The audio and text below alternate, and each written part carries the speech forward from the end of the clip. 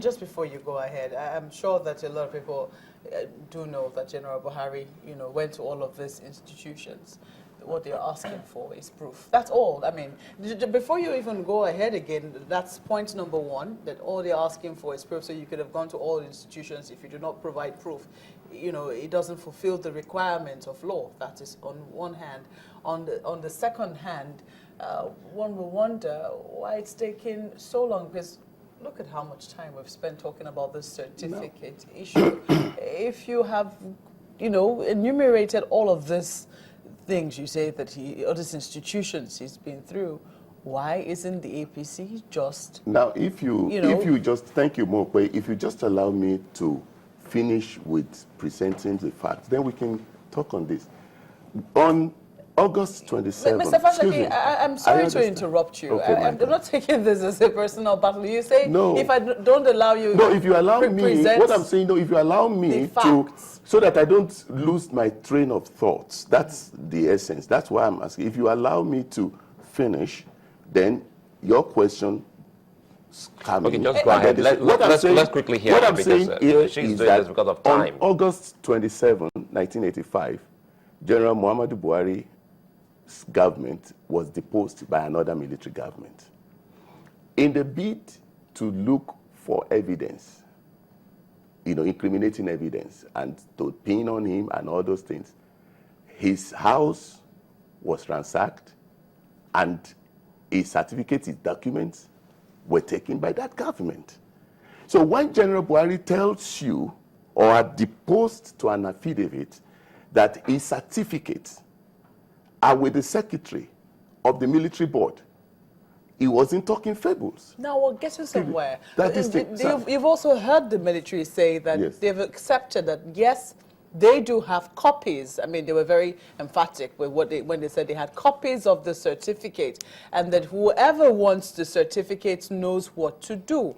One would wonder... Excuse me. Now, examine that against the light of an additional information I've just given you. The original certificate of his secondary school are supposed to be his property, not the military's property. If his house was ransacked and that original was taken away from him, that is the, which from all intents and purposes are not supposed to be the property of the military, and he says that my certificates are with the military. It's very easy. So allow me coming here. So do you want him to go and apply for what is which ordinary should have just been returned back to him? No, he can apply, and that's what they call apply for his that's what they call if the original is missing. That's why they have a word like you can get a certified true copy. You can go back to your institution and get a certified true copy because they have just one original. A moment here. Yes. If the original can't be found, yes, he can as well go back to his school and get a certified true copy with a seal and a stamp and tender that. For a party like yours, you have so many lawyers, bright minds. Yes. Shouldn't you toe that line so that you can forge ahead instead of using some campaign time and, to talk about the certificate that should have been done away with if you had gone ahead to do what should have been done? Yeah, thank you, Sulaiman. You've asked a relevant question. The essential thing here is the fact that the opposition, the opposition had been trying to put a lot of capital on this, which even in the language of the law is not even an issue. How do you mean? Yes, the Constitution, which is the ground norm, the basic norm, is not making it mandatory for you to present a certificate. That is why the Electoral Act itself is very careful not to be saying that please present a certificate. It's saying that present documents. Document and certificate are two different things.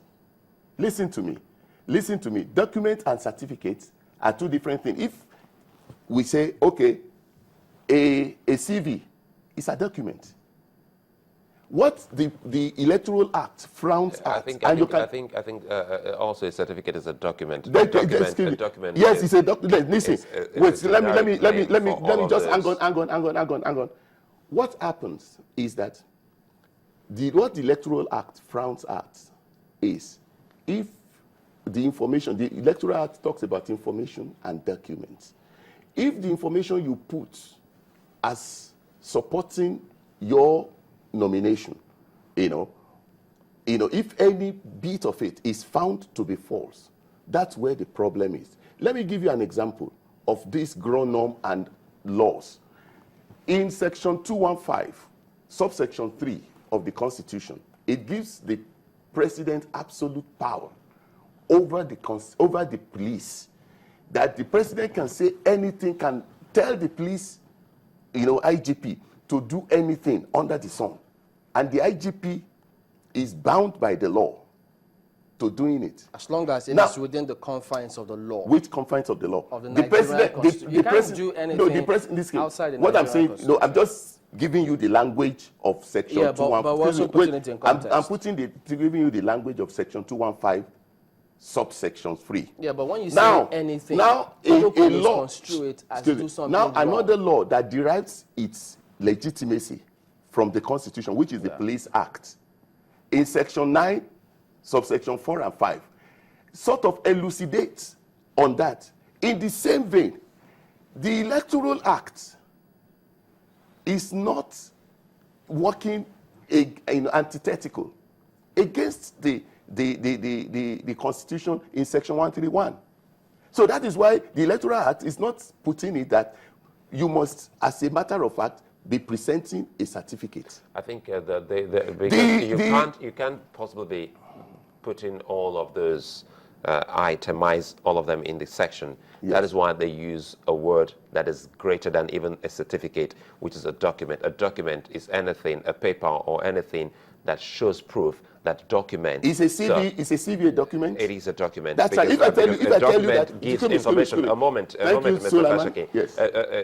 A document gives information about something. Absolutely. So if you have attended a school, absolutely, that's also a document. Your certificate is a document that shows, that gives information of what you have gone through, on what you hold, on what you profess. Yes. So this particular document can be made simple and easy for your party members and those who love your party. If you proceed to these institutions he's attended and get a certified true copy, you still haven't been able to answer this to Suleiman, me. In terms of the law, is it difficult for the APC to do? What is here is that I think we are not understanding ourselves, or let's understand something here. What is the basic requirement of the law for saying that for eligibility for an election? No, in this case, yes, that's what I'm saying. In this case, absolutely, for presidential election. What is the requirement? Yes, Section 131 of the Constitution gives all the qualifications, and says that in section in subsection D, it says he had been educated up to at least school sat level or its equivalent. That language is not making it mandatory. Really? For you to present a certificate for it. Listen.